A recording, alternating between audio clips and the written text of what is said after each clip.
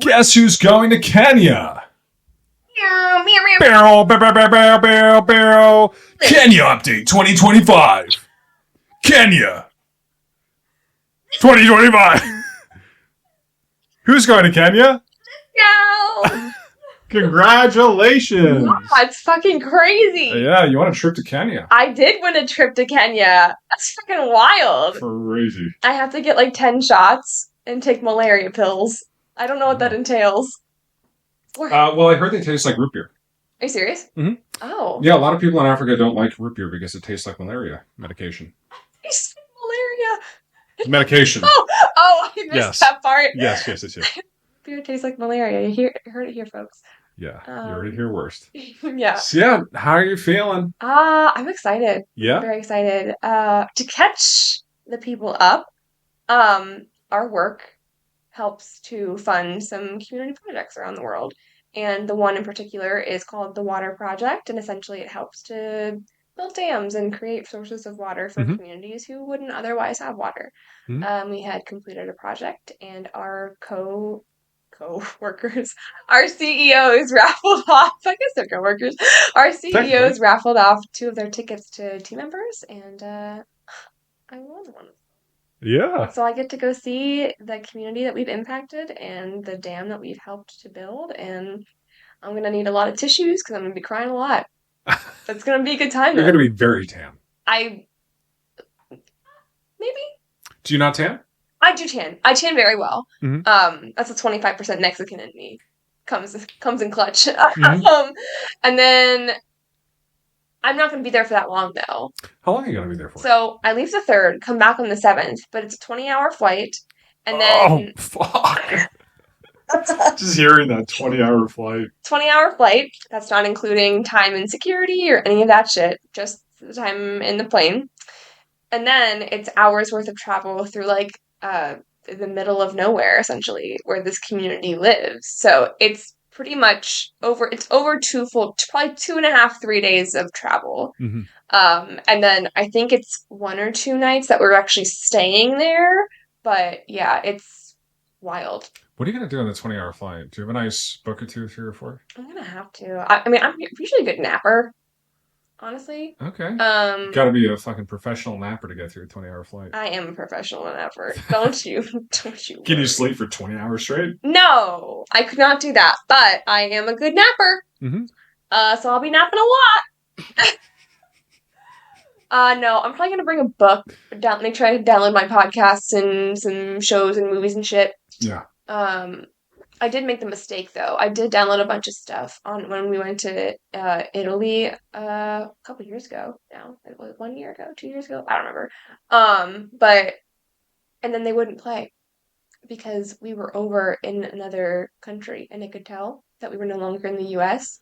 And even though they were downloaded, they said, fuck you. We're not letting you watch Bob's Burgers. That's why you need a VPN. We partnered with Surfshark VPN. Can you imagine? Our first sponsor?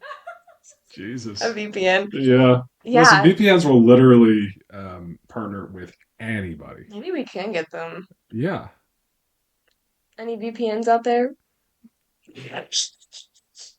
Atlas, Surfshark, whoever the fuck else. Listen, I don't really know what your service is, but I'll talk about it. I don't care. So yeah, and then you're gonna hear it's really crazy. Absolutely, I do. So I get back on the 7th. Uh-huh. The 8th, I don't have anything. It's hopefully a chill day. I hope so. I leave on the 9th for a 2-week trip to Prague, Budapest, and Vienna.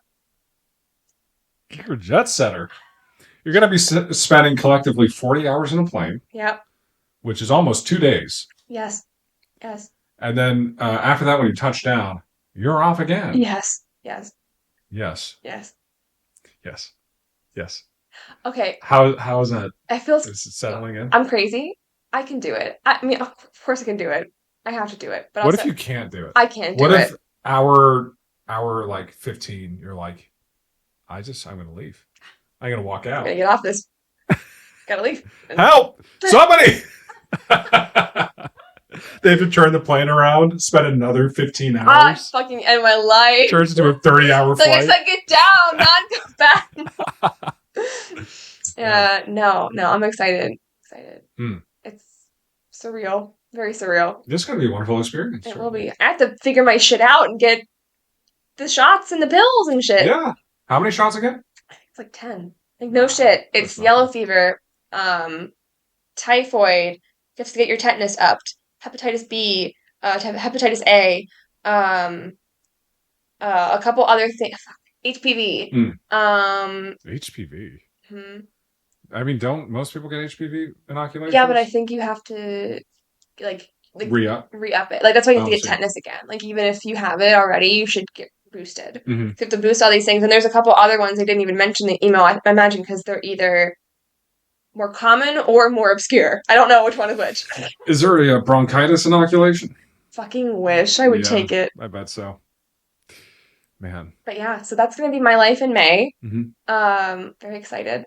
And that is very exciting. We're also going on a cruise in a week.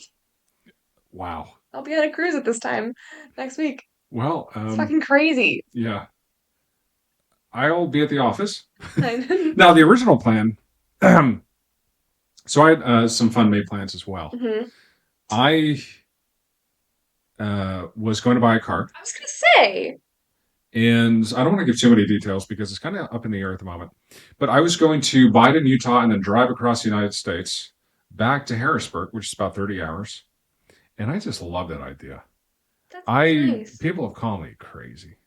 People have said, you're a fucking idiot. You're almost 30 years old. You're almost 30 years old. You can't do this. What are you doing? You're not young. You're not a young, spry chicken anymore. Yeah, maybe 5 years ago you could drive like that. And I said, watch me. Watch me, actually. I say as I hit the curb trying to park. Watch me. Oh, God. Call it disobedience of a traffic control device. Anyway. So, yeah. That is a plan. So, we're still both... the plan. That's still the plan. Tentatively. Tentatively, probably not. Ideally. Will probably be later in the year, if anything. It'd be lovely. But yeah, isn't that such a fun, just like a solo road trip? I think that's amazing. Just stopping at shitty hotels. Especially the shitty ones. Yeah, cracking some cans and some honky-tonks.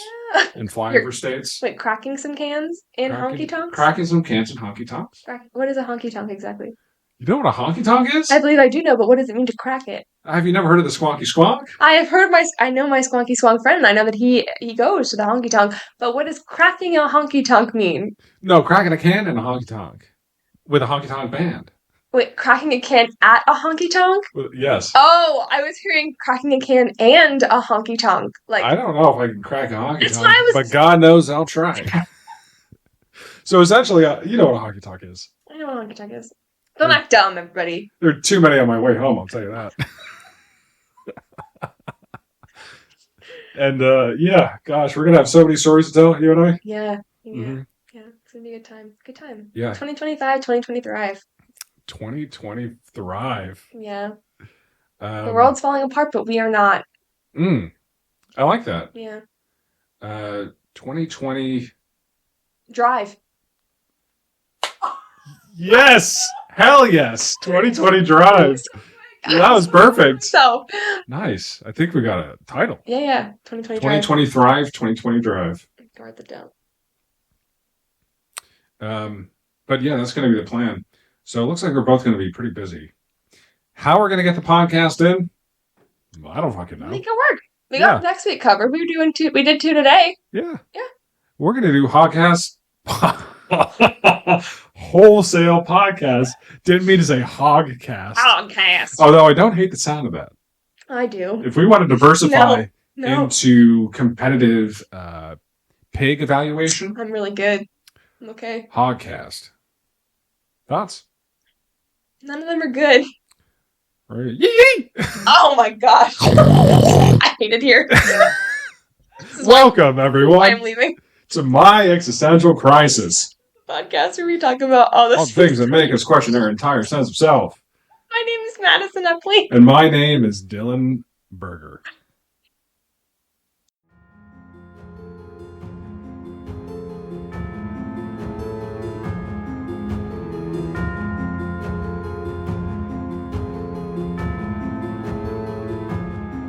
All right. I have got a tale for you, Dylan. Okay. It's not a good one. It's not in that the story I'm telling won't be good. I was about to say, setting expectations. Yeah, just pretty just low. so you guys know. Not a good story. It's just it's a tragic tale of a French socialite. And that's all I'm gonna say because I'm just gonna get kicked off into it. Really, this is a story of Blanche Monnier. Beautiful name. It is a beautiful name. Blanche. Blanche. Is that like Blanche from Golden Girls? Yeah. Oh, love it. That's Blanche. I hate that though. Blanche. Blanche. What's your favorite dressing? Blanche. All right. Tragedy and the French go together so well. They do. And Truly. it's also a tale of love. Oh, okay. Yes. Love and loss. Beautiful. Yeah. The listeners can't see it, but I'm holding a rose right now to my chest. Yeah. As a tear rolls down my cheek. Yeah. You can't hear it, but you know that while Dylan is wistfully looking off into the distance with this tear rolling down his cheek in this rose, Kiss from a Rose by Seal is playing. Mm-hmm. And also it's black and white. Da da da da da da. Anyway. My sources are Wikipedia, Fabled Collective, The Photo Alchemist, Historic Flicks, Honey9, Medium, All That's Interesting, and History Collection. Lovely. I have a lot of sources, and I will say this is one of those where all of the stories are a little bit different, but the main premise is the same. But just certain details are a little off, so I did my best to compile what I could, and this is the gist of it. So to start off, who is Blanche Monnier? Blanche Monnier's life started out fairly normal and actually incredibly lucky in the 19th century. She led a charmed life, born into the bourgeoisie class, where her family resided in the very affluent suburb in Poitiers, France. Wow, this pronunciation is Thank you. something else. For those of you who do not know, the bourgeoisie, or the middle class, between poverty and aristocracy. It's not the middle class we know today. It's not like you and I. It's quite literally, you've got the royals and the aristocracy, and then you've got the impoverished people. And the middle class they were still living pretty high and wealthy. They were usually merchants, shop owners, business people. Bridgerton is aristocrat level. If you think like the dressmaker, she's probably a bourgeoisie. I haven't seen it. Well, fuck me. It was my understanding that, and I think it's a lot of people's understanding, mostly, is that the bourgeoisie were typically upper class.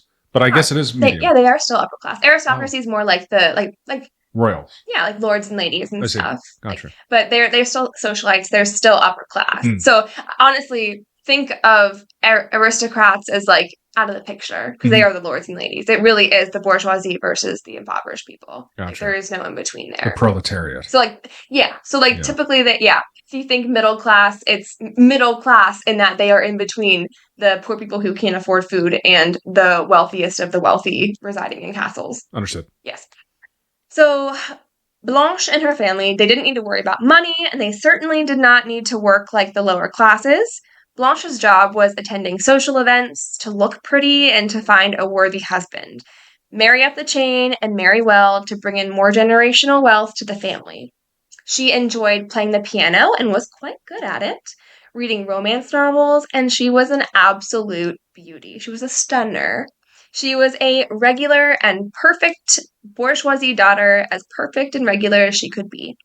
Her family was traditional, conservative, well-respected, who came from noble origins.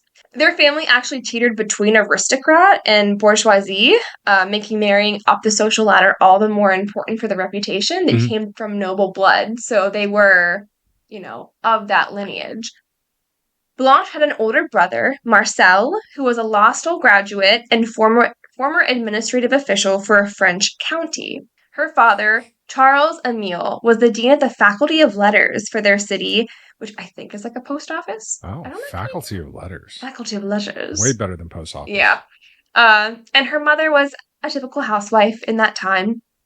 And being the renowned beauty that Blanche was, She had many, many, many suitors looking to court her and ask for her hand in marriage, but as the old adage goes, the heart wants what the heart wants. Gosh, everyone wants to dance with Blanche, huh? Yes. Nice. It was 1878, and at the age of 27, quite late in that time to not be married, rather. Yes. In that time, I say. Right. Yes. And this time is perfectly fine. Fucking normal. To be married later. Don't even worry about it.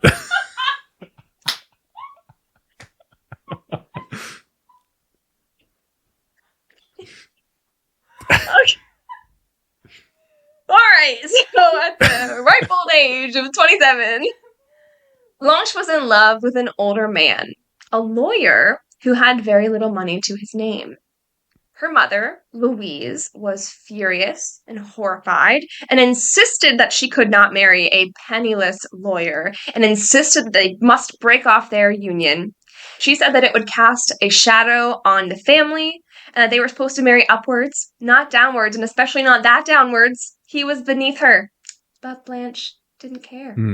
She wanted to be happy, and she didn't care how much money he had. Louise forbade Blanche from ever seeing the man again, but Blanche stood her ground. She did not believe in the ideals of the time and wished for something more similar to the romance novels that she read. She wanted a love match. Blanche continued to see her lawyer lover behind her mother's back. They would sneak around together, and at a time when you were not meant to be seen with a man without a chaperone, let alone one that your mother disapproved of, the rumors started to swirl. They would steer clear of each other during the day, making spottings all the more scandalous and all the more clear that their tryst was forbidden. Plenty of people were witness to them hanging out together, yet no engagement was announced. Scandalous. Scandal. They could not understand or simply care why the two kept their relationship a secret. So they started rumors that perhaps Blanche was pregnant. These rumors swirled and eventually made their way back to Louise, who was furious. And for days, they fought. Blanche kept sneaking around with her lover. Besides, he would probably propose soon enough, and then she could run away with him, and they could live their lives happily out of Louise's thumb. But that would never happen. And no one could have guessed what would have come next. I'm confused. Yes. A lawyer seems to be a pretty decent job. So he didn't... Yes, it is a decent job. I actually did that research because a lawyer back in the day does not make as much money as a lawyer today did, but it was still a prestigious job. But he didn't come from wealth. He didn't have money. So, he was working well as a lawyer, but, he wasn't from generational wealth. He didn't have money beyond that. Gotcha. So, he was considered poor. Did he wear one of the wigs, the coiled wigs?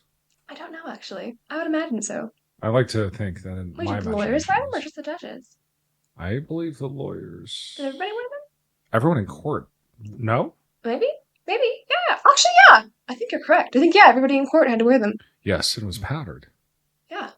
Uh-huh. Why? Can I just ask why? That's a good question. Is there a reason behind why these stodgy old fucks had to wear these white powdered wigs? Pisses me off. It might be a hygiene issue. Hygiene? It might be. Jeans here. It might be just for the fashion of the day to make you look more apropos. That's my first guess, but hygiene's my second guess. Or that these wigs perpetuated poor hygiene because lice and shit. Ah, I see. Okay. That also might be the case. Do you think people shared wigs? Absolutely, they did, and they absolutely had lice. Definitely taboo to share a wig, but some of these old nasty little fucks sharing wigs between themselves. Nasty little fucks. Sounds so hardcore. What do you say? Nasty little fucks. Yeah, but I imagine that the style and there was much talk of wig. There was much wig talk in the courts. Without a doubt.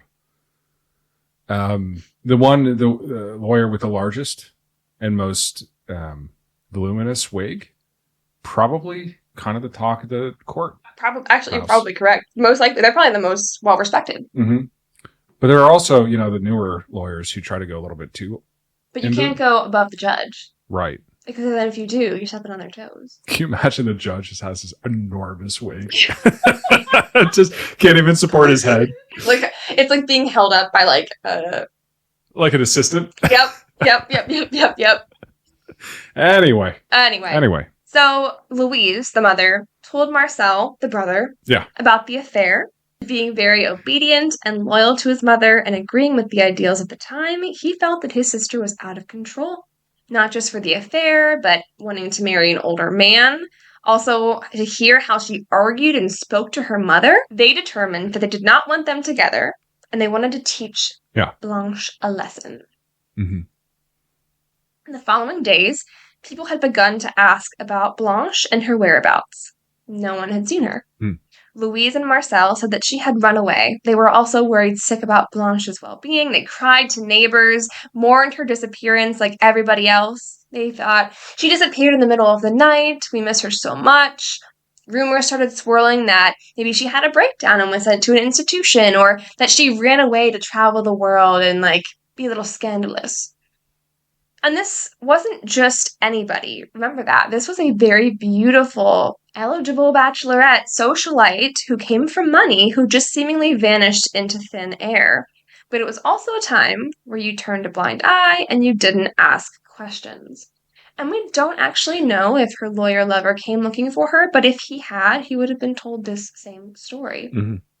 Days passed, then weeks, then months, then years passed, and friends and family went on as if Blanche Monnier never existed.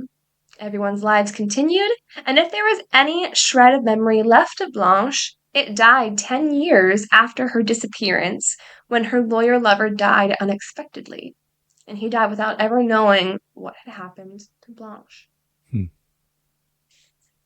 On May 23rd, 1901, 26 years after Blanche went missing. I keep switching between Blanche and Blanche. I imagine that you can keep track. Yeah. But this is 1901? 1901. Yeah. Good year for grapes. 20. Sorry, just had to get that in there. For all the wine enthusiasts, good year for grapes. 26 years after Blanche went missing. What would that year be? 1901? 1886. 1885. Is that right? 1878. All right, let's keep this rolling. Not a big deal. So after she went missing, 26 years later, the Paris Attorney General. Wow. Okay. An anonymous letter, the author of which is still unknown to this day, that revealed something shocking. Monsieur Attorney General, I have the honor to inform you of an exceptionally serious occurrence. I speak of a spinster who is locked up in Madame Monnier's house, half starved and living on a putrid litter for the past 25 years. In a word, in her own filth. So, this is a new character. This is a new character. Gotcha. The letter? No, the person that she's describing. What? The person being described is new to the story. Character. Who is this? Who is she? Who's this? Who is she? I don't know. Interesting. Can't wait to find out. At first, it says locked up in Madame Monnier's. Could be someone else. Who is it? Could be someone else. At first, the police were skeptical of the letter. Mm-hmm. The Monniers were an extremely well-known and well-respected, important family to the society, but they decided to go ahead. On the afternoon of Thursday, May 23rd, that same day, 1901, at around 5 o'clock, the Commissioner Boucheton of the Pontiers Police... Sorry, Boucheton? Boucheton. How do you say that? How do you write that? Bucheton. Bucheton. Boucheton. Okay, gotcha. Commissioner Boucheton of the Poitiers Police arrived at the Monnier family residence. They noticed immediately that there was a window on the third floor of the home that appeared to be boarded shut, and it stuck out like a sore thumb against the rest of their beautifully manicured home. They had lovely gardens, the rest of their house was upkeeping that presence, and then you have this boarded shut window randomly. Accompanied by officers and armed with an order from the Paris prosecutor, he requested entry to inspect the home. One of the servants answered the door and claimed that Madame Louise Monnier was in bed and was just too ill to speak to them. So they were directed to her son, Marcel, who was now a 53-year-old doctor of law, former public servant, and lived in a neighboring property, basically right next door to Mommy. Crossing the garden and the rose bushes, the officers arrived at Marcel's door. And despite the butler's attempts to dissuade them, the police proceeded, showing him the anonymous letter alleging that an adult... Despite the butler's attempts to persuade them, the police proceeded, showing them the anonymous letter alleging that an adult woman was being held captive in the Monnier household. He showed them inside the main residence, and the house, which was flawlessly maintained on the outside, was far different on the inside. One of the first things that the inspectors noticed was a very foul smell that permeated throughout the entire home. Once inside, they searched each room on the ground floor, finding nothing unusual. They continued to the second floor, examining each space without any signs of concern except the growing smell, until they reached a locked attic door, secured with a very thick chain and padlock.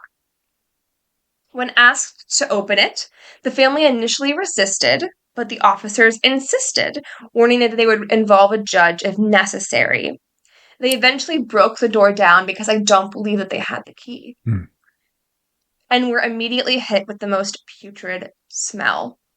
There was a very small, frail-looking woman lying in a bed, cowering. And as they moved towards her, she screamed, pulling up her blanket, which was covered in urine and other human waste. It was Blanche Monnier. The once beautiful young socialite, now a frail 50-year-old woman who was covered in her own excrement. She appeared to be extremely malnourished, and her hair was matted into a large nest at the back of her head. It appeared that Blanche had been locked away in this bedroom for the last 26 years, surviving off of food scraps that were now scattered across the floor. It did not appear that she used her chamber pot, but even if she had, there was no way to empty it, as there was urine and feces on the blanket and floors to the point where the floorboards and the bedpost were rotting. She was immediately rushed off to the hospital, where it was revealed that she only weighed around 56 pounds. 56 pounds? 56 pounds. Did they say how tall she was? Nope, but if let's say she's 5'4", oh my fucking an average God. age or an average height for that time. 56 pounds. 56 pounds. At 50 years old, she was so shockingly malnourished that it was thought that she would die pretty immediately. So what happened that fateful night? The fateful night of Blanche's disappearance, while she was sneaking around with her lover, she returned home in the middle of the night. Louise and Marcel were hiding at the top of the stairs, their arms outstretched to grab Blanche in the darkness. They forced her into the attic, which had a straw mattress laying on the floor waiting for her. They had already boarded the window shut, put heavy curtains in front of the boarded up windows, and padlocked the door shut after she was in there, threw away the key, and told her that if she wanted to come out, she would have to promise that she would break off the affair. Days passed, and it soon became very apparent that Blanche was not going to cave, so they left her there. They had the windows boarded up so no sunlight could come in. There was no opening to the door to feed her, or a window for her to receive food or empty her chamber pot. She survived for 26 years solely on the scraps of food shoved under the door. The literal table scraps. And she was shrouded in complete darkness.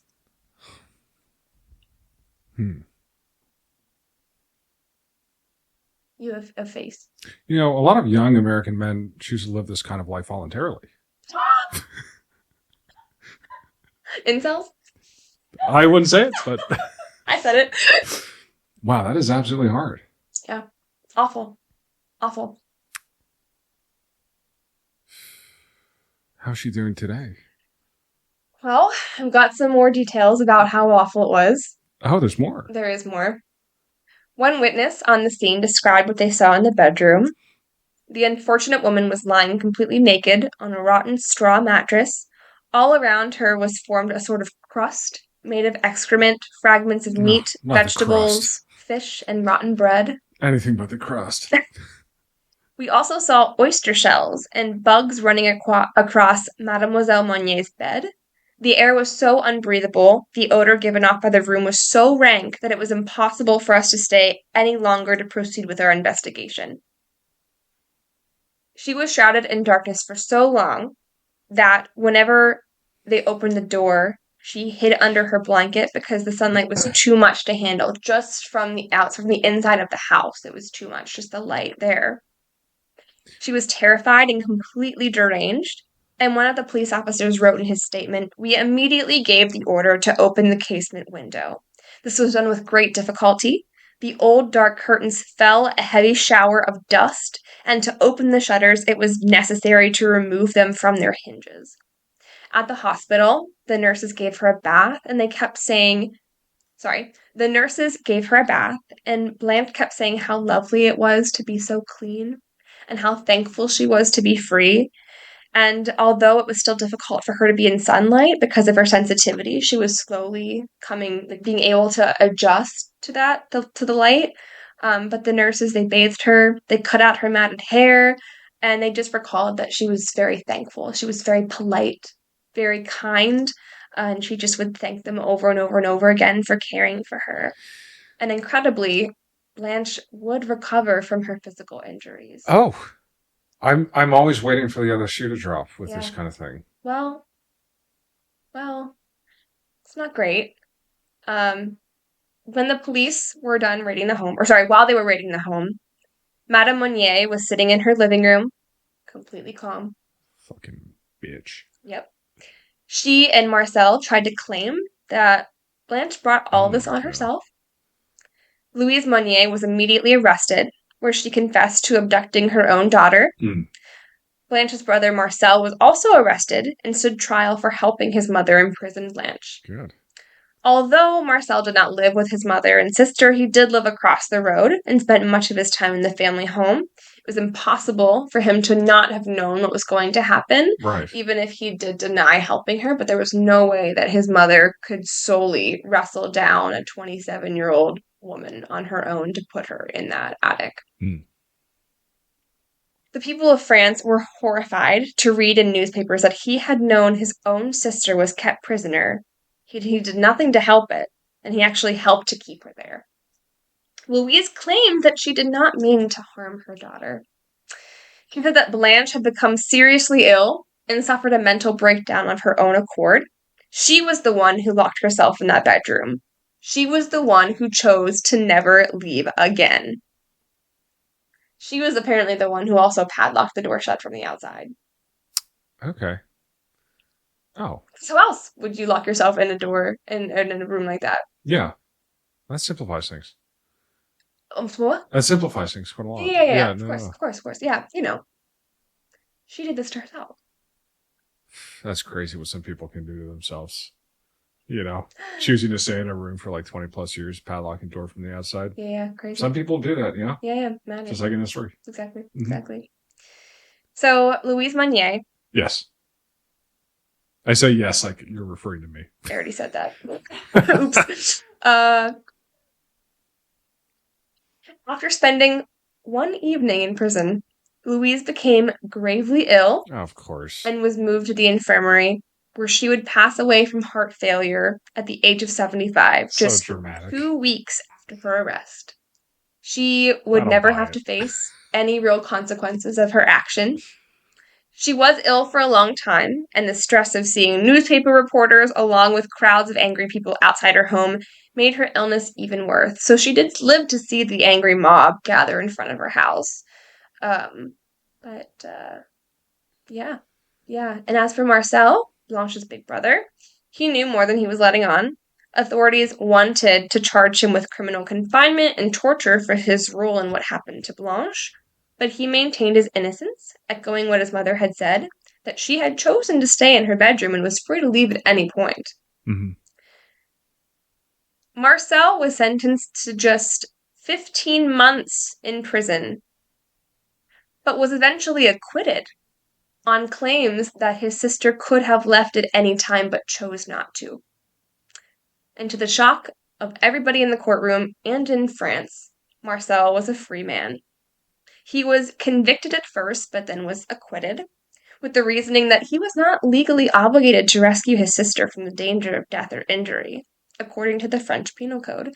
And in addition, he was considered mentally incompetent, as the judges probably had issues coming to terms with the idea that a man deemed sane and normal could have simply allowed his mother to do what she did for 26 years without moving a muscle to stop her.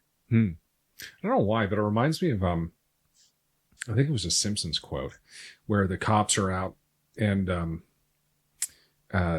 somebody says to the cops, they say, I thought you were powerless. And the cops say, powerless to help you, not powerless to punish you. And that sounds like a Simpson quote. Yeah. And I feel like that kind of applies here with just like, I can't necessarily help you, but I'll continue to abide this happening. And he should have spent the amount of time that she was locked away in prison. Yeah. I feel like that would be... That's what I thought. At the very least. That's pretty apropos. Yeah. Fucked. So, Blanche is taken... This world is just fucked. It is fucked. This whole world. So fucked. It is. Damn it. So Blanche was taken to this hospital, and while she was filthy and thin, it was really her mental health that was the most concern, having endured so many years in isolation and complete darkness. She was described as mad. The sad story of Blanche was a headline across all of France, accompanied by a quite shocking photo of her skeletal body. It really is a miracle that she survived, despite the barbaric treatment that she suffered. And the image is graphic. I will say. I will probably post it with a warning or some shit, because, like, you don't know what you're looking at until you really look at it, and you're like, those are bones. Like, those are hip bones. Like, I thought at first it was, like, a blanket. Like, just, like, rough, like, you know, like, you have, like, a sharp edge, like, ruffled, if you, like, see a blanket. No, it was just how thin she was. It's really shocking. So Blanche remained in a psychiatric ward, and although she was very well cared for, she was never able to overcome her mental illness. Both Blanche and her brother died in 1913. And maybe the saddest part was that so many people failed her. It was eventually revealed that several people knew about the situation. Everybody in the house, clearly, because how could you not? And a doctor as well. But they all chose to keep quiet. It was never discovered exactly who wrote the letter to the police, alerting them to Blanche's situation, but it is clear that without that letter, she probably would have died up there in the attic in her tiny prison. It's really incredible, the terrible things people will do to each other because of social pressure. It's awful. Awful. Social pressure specifically. Yes. It's a really, really powerful tool. I don't remember where I heard this quote, but somebody said that people are more afraid of being embarrassed than they are afraid of pain. Yeah. And it's true. It is very true. It's just, and that translates in so many ways across these stories. The social pressure, like Jennifer Pan, for example, the pressure to succeed in her education. This story, and other stories that we've covered, it just comes up again and again. Yeah, it's awful. She had to relearn how to eat. She couldn't go to the bathroom on her own. How do you learn how to do that again? She couldn't even carrying on a conversation, learning how to talk again. Both the physical therapy, mental therapy you have to do, I'm sure. But everybody who cared for her in the sanitarium, they would all just say how kind she was and how polite she was. And that to me is the most poignant of everything, because you can see the glimmer of who she was from before all of it. Although she was described as being mad, there was still the old Blanche in there that was just completely robbed of everything. But yeah, she was always said to be so polite, which again is also a testament to just how she grew up and as a socialite. She Yeah. was just a very kind, polite person. Shows a really incredible strength of spirit. Absolutely. Yeah. I mean, I guess in situations like that, in similar situations, we can only hope that the better parts of our nature are the ones that come forward. Absolutely. Uh, I was reminded of a quote recently, and it's been like really, really laying strongly in the forefront of my mind recently. And it's that it's not what we do in the easiest moments that define who we are, but what we do in our hardest moments. It's really easy to be nice when things are going great, yeah. but it's really how you act whenever things aren't going great and things are the worst of the worst that is a testament to who you are in your 100%. morals. Yeah. Yeah. You talk all day about who you are as a person, but if there's no proving to that, if there's not like a situation that allows you to act on your principles and show who you are in situations of stress, then all you're really doing is talking. Yeah, absolutely. Yeah. Wow, that was a hell of a story. Yeah. Thank you so much for bringing that today, Madison. Nothing too long, just a quick story. Yeah. But an important one to tell. 100%. Yeah. What drew you to that story specifically? I think what drew me the most was that she was forgotten. Like, everyone forgot her or was too afraid to speak up. And the people who should have never forgotten her were the people who were doing this to her. And I think it's just really tragic. Like, she had such a charmed life, and no life is perfect, obviously, but she was given everything, and then it was quite literally everything was taken away from her. Yeah. Her sanity, most important of all. So yeah, it was just really stuck with me.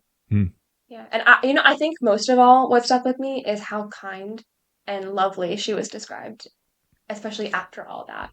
Like, she was just very thankful to everybody. I don't know. Yeah. And I don't know if it makes you feel the same way, but it makes me more grateful that I get to step outside and just look at the sky. Yeah. I mean, you think about like solitary confinement, like people question whether we'll go back and forth whether that's considered cruel and unusual punishment in prisons because it messes you up. So think about that for 26 years plus no sunlight. Yeah. Like you're completely shrouded in darkness. Yeah. Well. Yeah. Her story came to light. Yeah. Ironically enough. Yeah. Thank you so much for sharing that. Yeah, you're welcome. Sorry, it's a little bit of a bummer parade, but hey, this is my essential crisis. It's a bummer parade show. It's not my great time having fun all the time. That's what we should have titled My great time. My great time having fun all the time show. Damn it! Rebrand.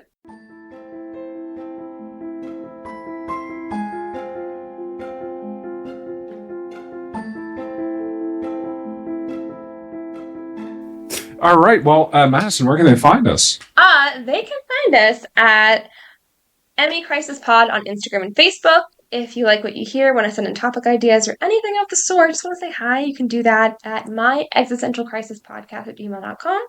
You can reach out and look at Dylan's artwork and his other stuff at Marble Folk on Instagram, and you can find me at Madison Upley. I'm an idiot. Oh gosh. But yeah, just another quick PSA. The image is graphic. I am debating whether I want to post it, but if you were to look it up, you'll see it right away, and just know that cautioned.